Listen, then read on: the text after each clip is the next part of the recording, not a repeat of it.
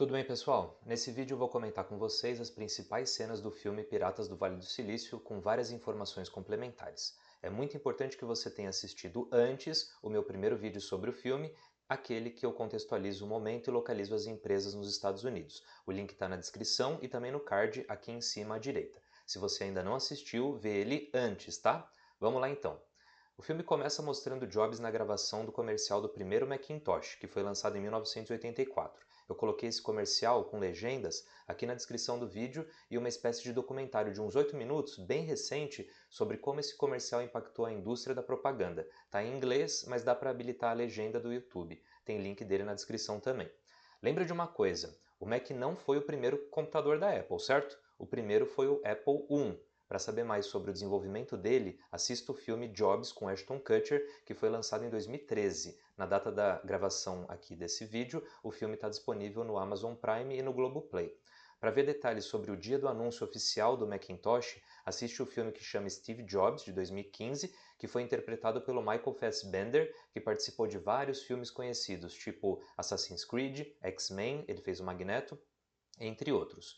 O cara é bom e o filme também, vale a pena ver. Esse filme está disponível para aluguel ou compra no Google Play e no iTunes. Eu não achei via streaming oficial.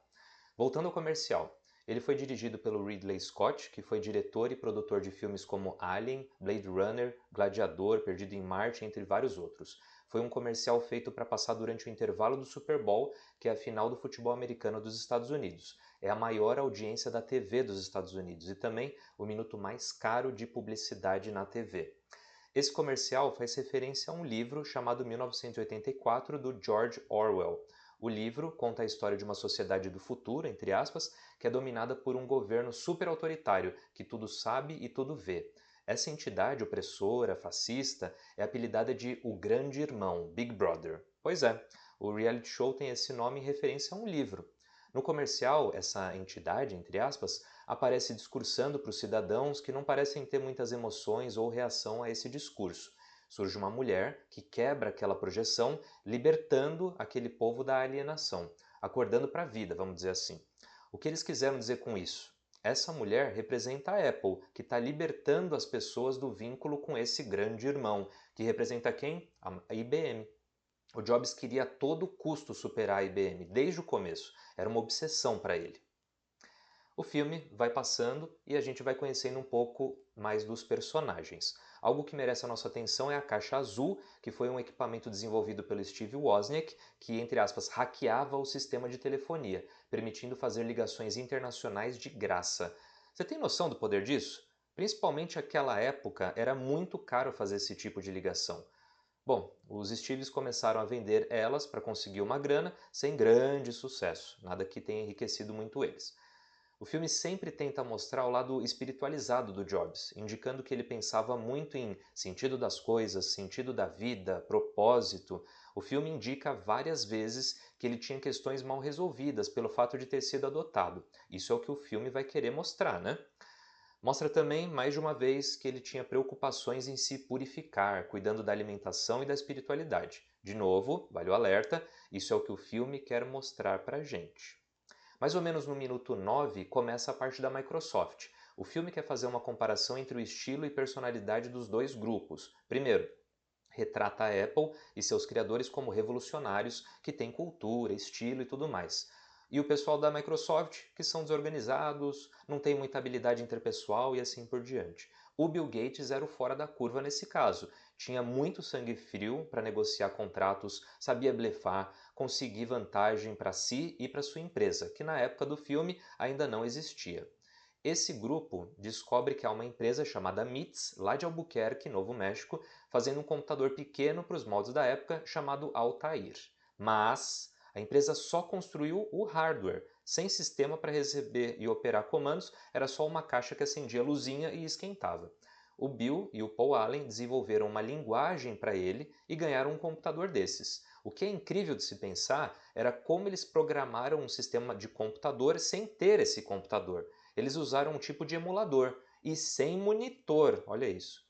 Os resultados das operações eram gerados em cartão perfurado, ou seja, se você achar difícil programar tendo monitor, IDE que dá autocompletar indica que você está errando, imagina naquela época. Muito bem. No minuto 19, mostra um clube de pessoas entusiastas em eletrônicos em 1976. Nesse filme, eles se tratam de um jeito, indicando que a apresentação do Apple I foi muito bem recebida, o pessoal adorou e tal. No filme do Jobs, do Ashton Kutcher, eles retratam basicamente a mesma apresentação, mas mostrando um fiasco. Essa versão, de não ter sido bem recebidos, é mais fiel à realidade. No filme do Ashton Kutcher, um dono de loja de eletrônicos decide comprar alguns Apple I para revender na sua loja. E lembrando, Apple I era só a placa-mãe, com CPU, memória, todo o resto devia ser comprado e montado à parte, tipo a fonte, regulador de tensão, conversor para plugar na TV e assim por diante. Ele não tinha monitor, não vinha com monitor, você que deveria montar por conta própria. Essa placa, Apple I, era vendida por US$ 666, 666, de propósito, só porque eles queriam mesmo. E na boa, o que o Apple I podia fazer? Basicamente, quando você apertava uma tecla do teclado, a letra aparecia na tela. Pode parecer ridículo hoje em dia, mas era algo ultra revolucionário numa época que as pessoas só usavam máquinas de escrever. Se errasse uma letra em um documento, ferrou. Computadores eram equipamentos caríssimos, gigantes, do tamanho de uma sala, por exemplo, usados por grandes corporações. A ideia de se criar um computador de uso pessoal era inimaginável na época, mesmo para as grandes empresas de tecnologia. E o filme mostra essa rejeição, quando o Steve Wozniak, apresenta o computador para o seu chefe. Naquela época, o Woz trabalhava para a HP e todo projeto que ele fizesse por conta tinha que ser mostrado para a empresa. Se ela achasse interessante, ficava com os direitos. Pode parecer meio estranho, mas é um acordo bem comum em empresas de tecnologia. Claro que o Woz apresentou aquele computador de qualquer jeito, já que não queria que eles gostassem daquela ideia. Mas o filme mostra a falta de visão de futuro, visão de negócios da empresa. Não entenderam por que pessoas comuns iriam querer um computador. Não fazia sentido para aquele momento. E isso que é genial. Os caras da Apple estavam pensando em novas tendências. De fato, eles estavam criando uma tendência, uma demanda, computadores pequenos para uso doméstico. Claro que era muito difícil conseguir empréstimo nos bancos, os gerentes não entendiam aquele novo conceito, também não botavam fé nesse negócio, e o jeito do Jobs também não ajudava muito a passar credibilidade, né? Mais ou menos no minuto 25, o filme apresenta o Mike Markula. Infelizmente, ele não é retratado de forma como merecia. Ele foi extremamente importante para a Apple. Outra coisa, do jeito que esse filme mostra, parece que é um cara rico, genérico, estava andando ali de carro pela rua, vê um grupo de jovens brincando de montar computador numa garagem e se interessa por aquilo. Na verdade, teve muito mais do que isso, tá? Em primeiro lugar, o cara teve uma carreira meteórica na Intel, ganhou muito dinheiro e meio que se aposentou super jovem. Aí começou a investir em uns projetos que pareciam promissores, o que hoje nós chamamos de investidor anjo. No filme com Ashton Kutcher, ele tem mais tempo de tela e a gente entende que a influência dele na empresa era bem grande. E isso era bom, já que ele tinha experiência com negócios. Nesse filme do Ashton Kutcher, mostram o Jobs ligando para Deus e o mundo, buscando investidores e patrocinadores, e esse cara não caiu de paraquedas na empresa, tá? Bom, nada mal para sua empresa um Mike da vida querer investir US$ 250 mil na sua empresa, né? No minuto 29 agora, o Bill e o Paul vão para Albuquerque para encontrar o Ed Roberts, que é responsável pela MITS, que fazia o computador Altair. Eles vão fechar uma parceria entre as empresas e esse ponto é bem importante para a história da Microsoft. Entenda que o Bill não queria simplesmente vender a linguagem de computador que eles tinham criado. Ele queria fazer uma assinatura, como se fosse um licenciamento. Ao invés de receber um dinheirão de uma vez, eles estavam optando por receber um pouquinho para cada venda de cada Altair. Isso é genial por vários motivos. Primeiro, se o computador for um sucesso, eles ganham muita grana. Se eles ainda detêm o direito de software, ou seja, eles podem negociar com outras empresas e faturar ainda mais. Terceiro, pensando pelo lado da MITS, é uma solução muito conveniente, já que ela pode ir pagando aos poucos pelo sistema. Quanto mais eles vendessem, mais dinheiro entra e vai pagando a assinatura por venda, ou seja, sob demanda. Mas o fato é que Gates deu uma boa blefada, indicando que havia outras empresas interessadas, outros contratos, e na verdade não tinha nada disso naquela época. Cá entre nós, US$ 30 por cada Altair parece muito bom, fora o royalty de 4.000 só para fechar esse acordo. Bom, outra cena. A Feira de Computação de São Francisco em 1977. Ela também foi retratada no filme do Ashton Kutcher. Lá, a propósito, ficou melhor e mais realista, vale a pena dar uma olhada lá. Nessa feira, a Apple vai anunciar o Apple II, que foi um avanço enorme em relação ao Apple I. E foi um enorme sucesso, de fato. Vendeu muito, por anos. Era todo integrado, o gabinete com teclado e todos os componentes que você precisava para fazer funcionar. Ele vinha pronto para o uso. Alguns detalhes bacanas sobre o projeto e construção dele podem ser vistos lá naquele filme com o Ashton Kutcher. Beleza. O filme começa a mostrar a questão da paternidade envolvendo o Jobs. Ele relutou e negou que o filho, no caso a filha, era realmente dele. Expôs a namorada, dava entrevista insinuando que ela saiu contra os caras. Ele considerava a Apple como um filho, dedicava 100% do seu tempo e energia para ela. Dizia que não podia, entre aspas, perder tempo com aquele bebê, mas era muito estranho. Tinha momentos que ele negava até o fim que o bebê era dele, mas depois ligava para saber como é que estava. Queria escolher o nome da criança. Enfim, bem confuso e conturbado esse momento. Só muito tempo depois ele assumiu essa paternidade. O filme também quer mostrar como ele lidava com funcionários e a relação dele com colegas e subordinados.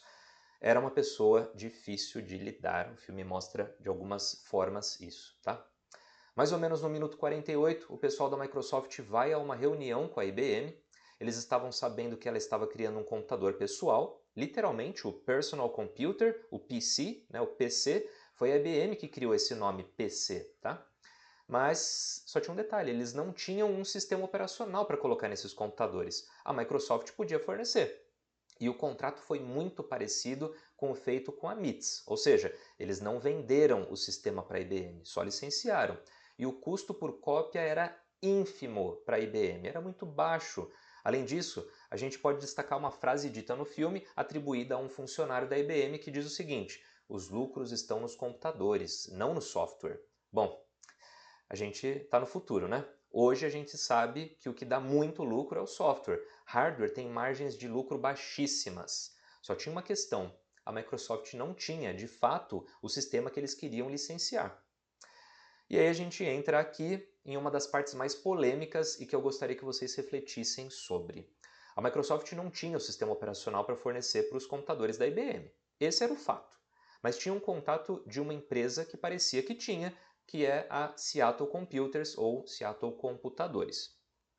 Vamos analisar como o filme retrata a negociação entre o Allen e o cara da Seattle no minuto 51? Não necessariamente as coisas aconteceram exatamente igual ao retratado, mas, certamente, eles quiseram retratar as intenções e comportamentos, né? Primeira coisa, a empresa parece bem pequena, quase doméstica, não devia ter muitos clientes, ou, ao menos, nenhum deles tinha muita relevância. Segunda coisa, repare no comportamento do rapaz da Seattle. Parece ser alguém articulado, que sabe sobre negócio, parece conhecer como o mercado de TI está se desenvolvendo.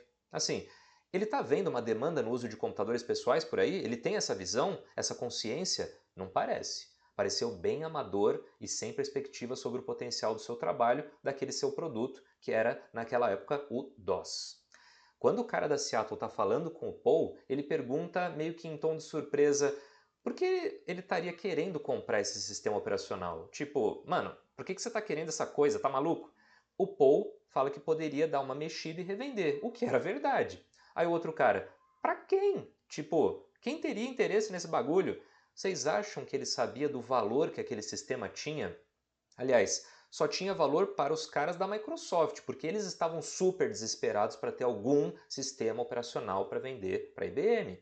Entende isso daqui? Quem tinha o preço, quem dita o preço das coisas é o mercado, oferta e demanda. O cara da Seattle não dava nada para aquilo. Quando o Paul fala do valor que queria oferecer, o cara quase tem um treco. Eu entendo se você pensou assim, mas o cara podia ter vendido para a IBM e ficar zilionário. Você acha mesmo que aquele cara podia costurar um acordo com uma IBM da vida? Mas a Microsoft ganhou no mole. Será mesmo? Você teria coragem de fazer uma operação dessas, tomar esse nível de risco? Eles foram para o tudo ou nada e acabaram conseguindo.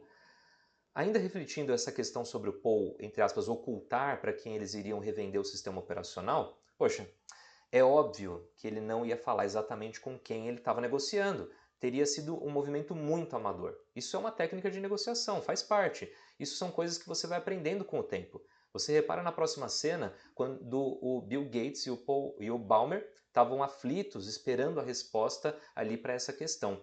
Foi um risco altíssimo. O resto é história, né? Certo, então? Não fica achando que uma empresa é a malvadona, que a outra é a coitadinha. Business is business. Corta para a Apple agora. O Jobs e a Apple viram capa de revista famosa e tudo mais. O Jobs apresenta o que era na época a nova sede da Apple. Essa sede era chamada de One Infinite Loop, um loop infinito. Dá para ver foto no Google sobre isso. Ela foi sucedida pelo Apple Park de 2017, que eu mostrei umas fotos no vídeo anterior. Pesquise e dá uma olhada nisso depois, porque tem fotos e vídeos incríveis desse lugar, vale muito a pena ver. Bom, aí aparece o anúncio do novo presidente da Apple, que foi o John Sculley. Ele era presidente, antes de ser presidente da Apple, da PepsiCo, a empresa que faz a Pepsi, os salgadinhos Elma Chips e tantas outras coisas. Aí você pensa, o que tem a ver Pepsi com Apple? Refri com computador? Pois é, nada a ver. Qual que é a lógica aqui? O Jobs precisa de alguém muito experiente para tocar as operações da empresa, porque ele já não estava dando muita conta. Lembre-se que o ano que o Sculley entrou era 1983. O Jobs só tinha 28 anos na época. É incrível pensar a articulação, visão e o império que esses caras estavam criando sendo tão novos, 28 anos. Bom, o Jobs pensava assim, se o cara está mandando bem no marketing da Pepsi, que sempre competiu de forma muito criativa e agressiva com a Coca, ele vai poder ajudar a criar campanha de marketing para objetos tão revolucionários quanto o que eles estavam fazendo lá na empresa, que era o computador pessoal. Vai saber precificar os produtos e tudo mais. Bom, o spoiler aqui é que essa relação Jobs-Sculley foi muito conflituosa, principalmente porque o Jobs era um mala. Mesmo tendo um presidente na empresa, ele queria ter a palavra final de tudo. Mudava preço, projetos, equipes. O filme do Ashton Kutcher mostra bem essa questão e nesse filme que a gente está vendo, Piratas do Vale do Silício, não é muito explorada. Em uma outra cena, o Steve Wozniak começa a tentar falar com o Jobs sobre ações da empresa. Quando a Apple abriu capital, ou seja, começou a negociar suas ações em bolsa de valor, a empresa foi avaliada em cerca de 165 milhões de dólares. E o Woz começa a falar que outras pessoas deveriam receber parte dessas ações. O Jobs ignora. No filme do Ashton Kutcher, essa questão é melhor explorada também. Jobs, que não tinha assumido a paternidade, vira e mexe ligava lá para a namorada dele para se intrometer. Eu falo dessa forma porque se ele mostrava tanto que não era dele, por que ele se importava com essa criança? É claro que era dele e ele sabia disso. Aliás, aqui vai um comentário muito estranho, preste atenção. A namorada dele na época, que teve filha com ele, se chama Chrisanne, tipo Cristina, vai. Mas no filme eles chamam ela de Arlene. O que tem a ver? Eu tenho um palpite. Tiveram que mudar o nome dela para não terem problemas com o processo. Só pode isso, tá? Se quiser saber mais sobre a mãe da Lisa, procura lá no Google por Chrisanne Brennan. Ela fez um livro contando um pouco da relação dela com o Steve, que chama The Bite in the Apple, A Mordida na Maçã.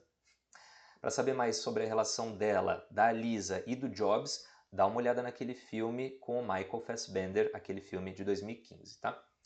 Muito bem, o Jobs negava a paternidade, mas deu o nome da filha dele para um computador. Ele falou que era uma coincidência que outras pessoas da empresa tinham filhas chamadas Lisa. Disse que Lisa era só uma sigla para Locally Integrated Software Architecture, algo como arquitetura de software integrada localmente. Isso não quer dizer nada, não significa nada.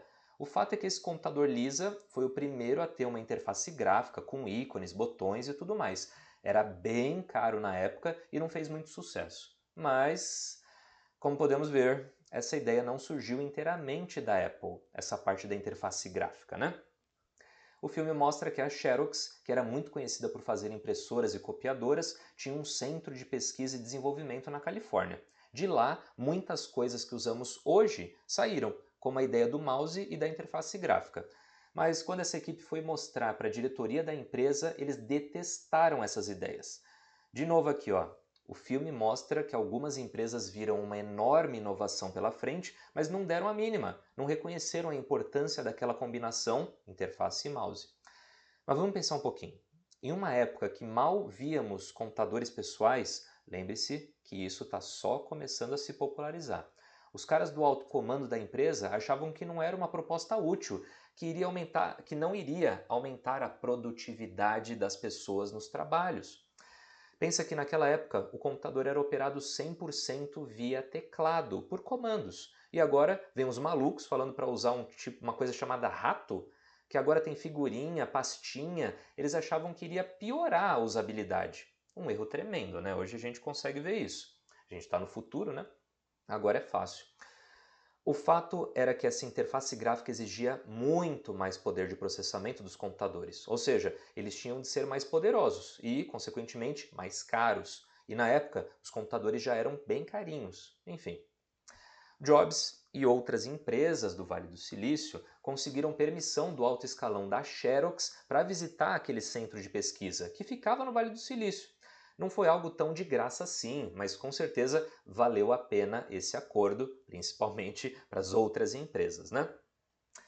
Beleza, a cena agora, perto de 1h08 do filme, é a Microsoft indo falar com o Jobs sobre uma possível parceria. A Microsoft já oferecia algumas linguagens, um ou outro programa para a Apple, então não foi um encontro do nada, tá? Jobs começa a apresentar a empresa e comenta sobre a Apple e o Macintosh. Lembra que eu falei que o Jobs não era mais o presidente, mas ficava perturbando por lá? Então, chegou uma hora que o presidente jogou ele de escanteio, deu uma afastada nele, não mandou embora ainda. O Jobs então começou a participar de um projeto meio secreto chamado Macintosh, que acabou criando o Macintosh de 1984. De novo, se quiser saber mais sobre essa movimentação e criação do primeiro Mac, assista o filme com Ashton Kutcher. O Jobs meio que começou a fazer uma divisão entre o time do Mac e o resto da empresa. A obsessão dele passou a ser esse produto. Era o maior sonho dele até aquele momento. A cena das camisetas é muito representativa do estilo de trabalho naquela época, na empresa. Ela dizia 90 horas por semana e amando. Amando?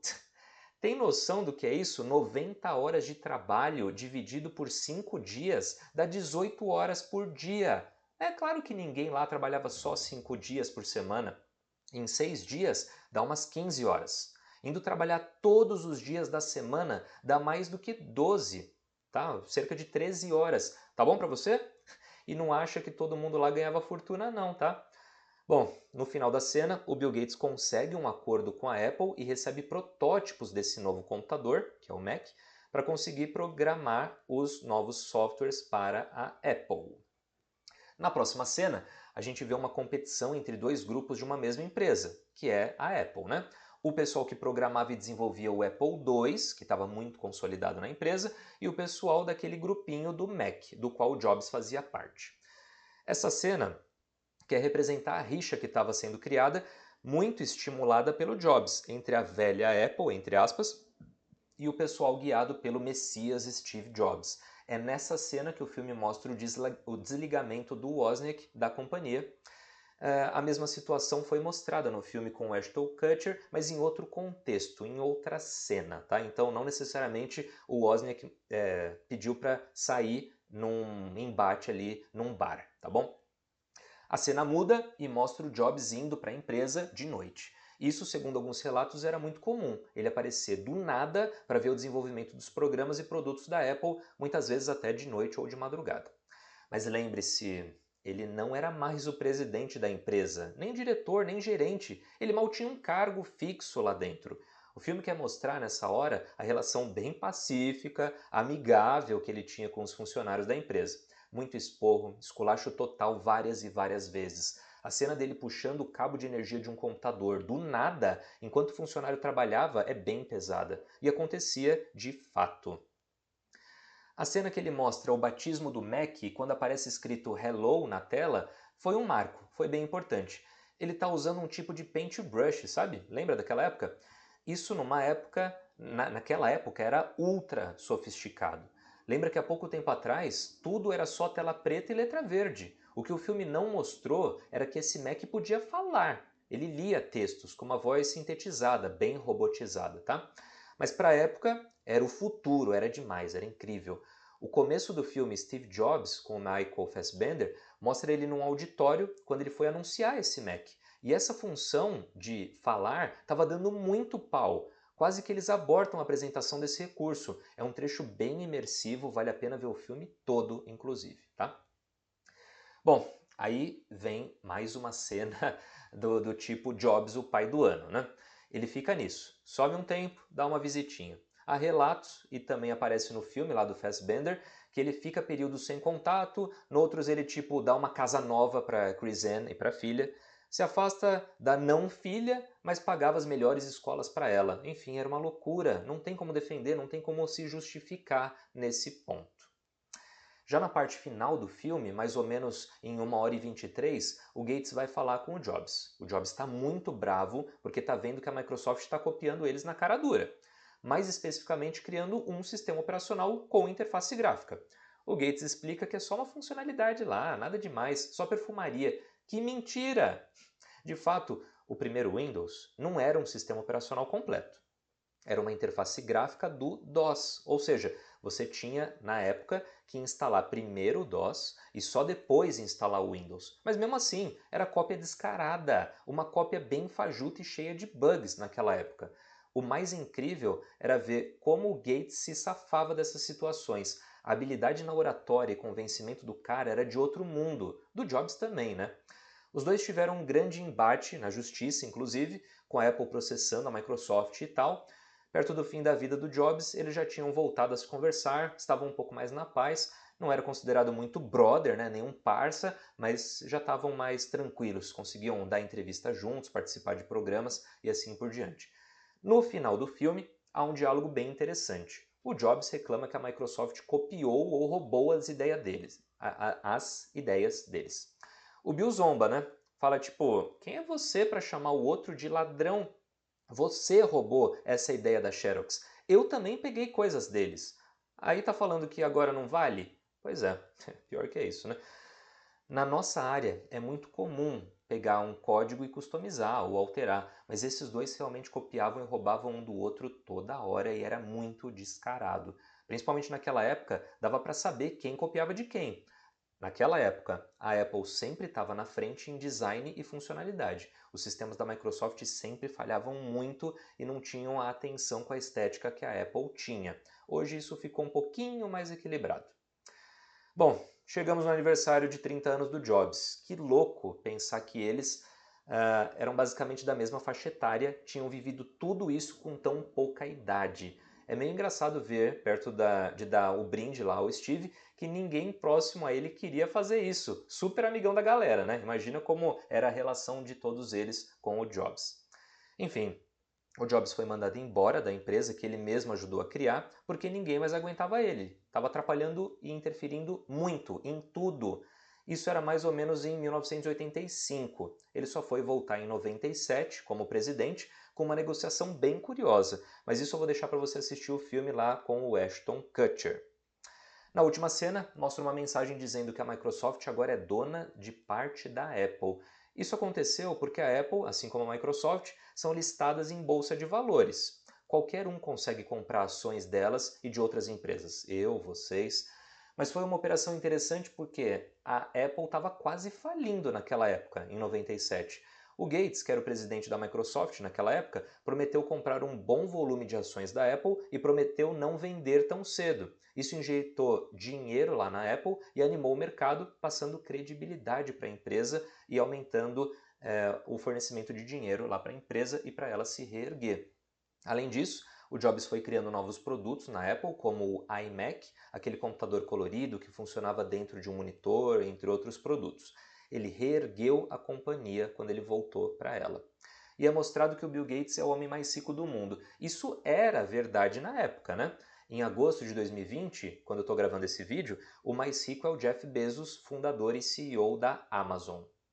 Bom, gente, muito obrigado por ter me ouvido até aqui. Espero ter explicado algumas passagens importantes do filme e da história aqui do início do computador pessoal.